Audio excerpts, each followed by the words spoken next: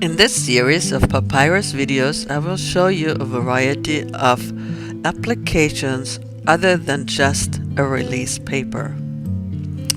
Since papyrus paper is so sturdy, you can use it for several designing techniques. Today you'll learn how to make a small picture holder or a sign holder. Do you happen to keep small pieces of papyrus paper? I do, and they come in handy for this project. Start with folding the divider for the center, which will create the slot for the sign or picture. The strip of papyrus should be as wide as your glass piece. In our case, 1.5 inches or 4 centimeters, and also long enough to fold it at least 6 times, the same height as your glass pieces. Cut off any extra paper and secure the end piece with a small piece of Scotch tape. Yes, it will fire off without leaving any residue on your glass. Now we can start to assemble the stands. Add a few drops of tack gel to your papyrus shelf paper piece and place one rectangle for each stand on it. Add a line of tack gel through the center of your base glass and place the thin strip of glass on edge on the middle of the base piece. Now tack 2 pieces of glass together at a time. Those will create the outside walls of your stand.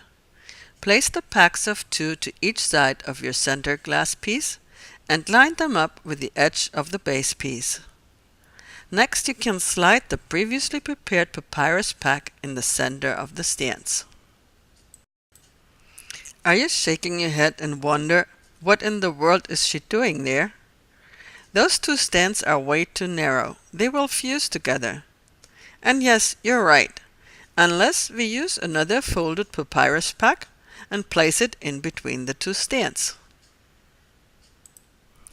The next step is to assemble your stands on a kiln shelf and dam it with a few pieces of Kaiser board. This board has the advantage that you won't have to deal with glass seepage between the board and the shelf. All you need is a strip of, you might have guessed it by now, papyrus paper. This strip will ensure that your glass won't need any cold working after firing. Wrap the papyrus paper strip around your glass setup and secure it with a piece of tape. Then set up the blocks of Kaiser board around it. You will find the firing schedule at the very end of this video. I hope you enjoyed it and will use some of the tips for your next project. Okay, I won't make you wait all night to see the finished project. Have a look how easy it is to disassemble and how handy they can be to display a sign next to your work or a picture on your desk. Please join us again in our next inspiring project video, brought to you by the Techniglass team and Petra Kaiser.